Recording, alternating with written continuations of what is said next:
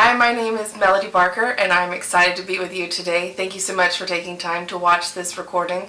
Dr. Teresa, thank you so much for this invitation, and I hope to be with you next year in person. So as soon as those dates are set, please let me know, because I'll be with you in St. Charles, or anywhere for that matter. I know it's going to be fun.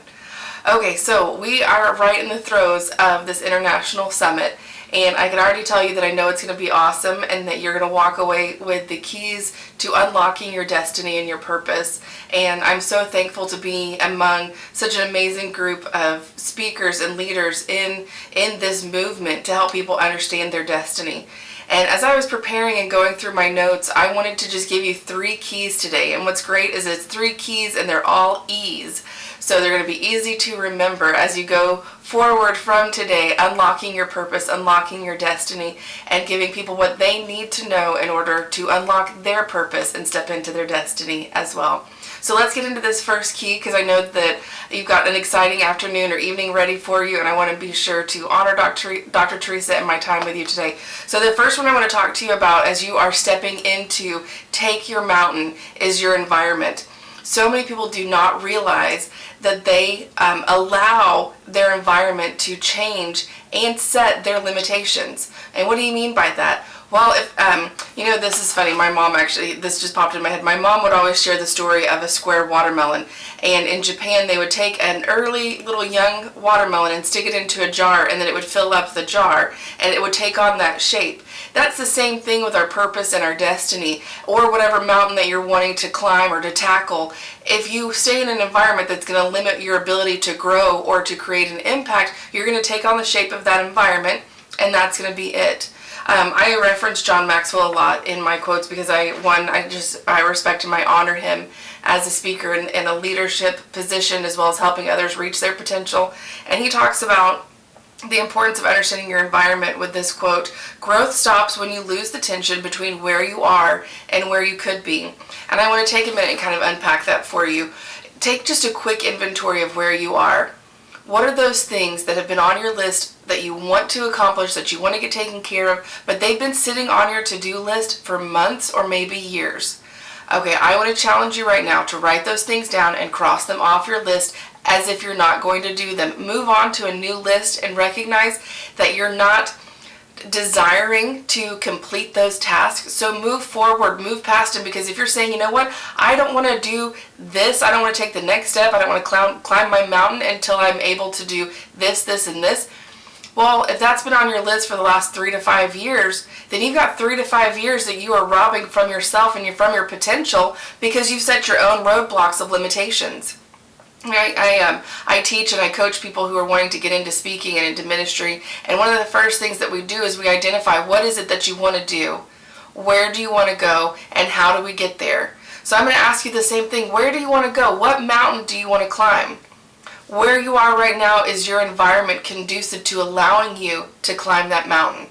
Another great example is the call to media. You can be on social media, you can be advertising, you can be doing things online, but if you're looking to get into the movies or get into modeling or get into acting, any of those things, it's going to be a step further than where you are right now just with social media. So those few things might be something that leads to an open door, but if you don't start with the known, how do you step into the unknown? So where media is concerned, there's going to be maybe a learning curve that has to happen, or knowledge that you need, or a class or certification, or even just experience that you need. But if you step back and say, I can't until my kids are grown, or I can't until I step into this, or I can't until I'm debt free, then what you're doing is you're stopping all progress on your potential. You are blocking your destiny from being fulfilled. And then if you think about it, you're setting an example for those who are around you, that if you're not moving forward into your destiny, into your purpose, or up your mountain, then how do they follow your lead? People can be motivated or they can be trapped by your actions. Isn't that crazy? That your actions, you stepping forward, even today, like right now at the end of this session, or even at the end of this video, you taking a step forward will help shed light on somebody else's path to move forward. The next thing I want to talk to you about is expansion. So we just talked about environment, the next one is expansion. And I wrote down here, you need to move from can I to how can I. So if God's calling you to climb the education mountain or the political mountain, whichever one it is, okay, God, Can I do that? No. God, how can I do that? God, help me find the people that I need to connect with, even within this room. Who do I need to find online? What books do I need to be reading? What do I need to say yes to in order to expand my territory? Just as the prayer of Jabez says, to put the stakes in the ground, to stake that claim, and to say, you know what, God, I'm ready to move forward here today. How do I expand my influence? And you know what? That step forward, again, just as we talked about it just a second ago, creates the ability for somebody to follow behind you, being able to step forward in their destiny. So look at the projects that you've got going on right now. What you can see is that sometimes you have to figure out a way to say, what can I do to create the most impact?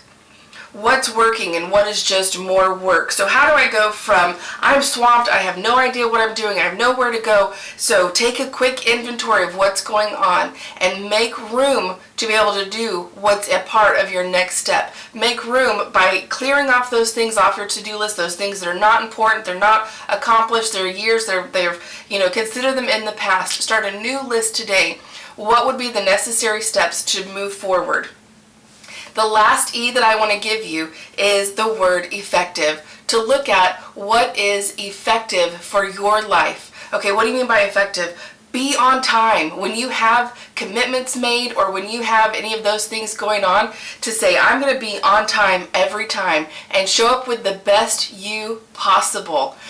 Every time you have the opportunity to meet and greet with people, to speak in front of them, to make a presentation, even if it's just in your office, a place that you're already set and comfortable with, do the very best with every opportunity, because I firmly believe that as you honor God with the opportunity that's in front of you, the next one will be extended to you.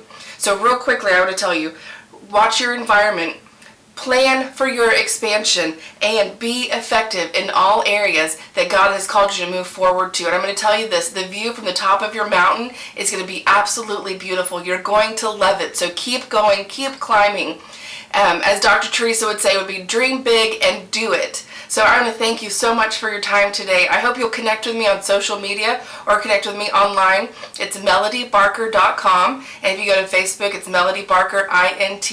And all the other social networks are Melody S. Barker. Y'all have a great day, and I hope to see you soon. Bye-bye.